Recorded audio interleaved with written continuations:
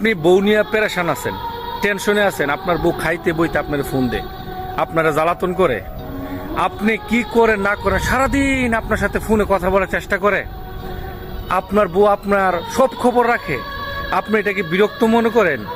বাইরে যে বেশি ভালোবাসে সে বেশি খবর রাখে, সে বেশি কথা বলতে মনে চায়।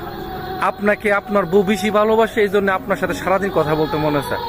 আপনার বউ যদি পরকিয়া করতো তাহলে আপনি ফোন দিলে আপনার বউয়ের মোবাইল বিজি পাইতেন, আর এখন উল্টা আপনার বউ আপনার ফোন দিয়ে আপনার মোবাইল বিজি থাকে।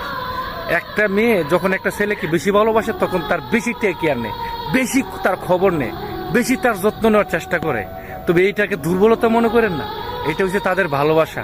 আর মেয়েদের ভালোবাসা পৃথিবীতে কেউ বুঝে না।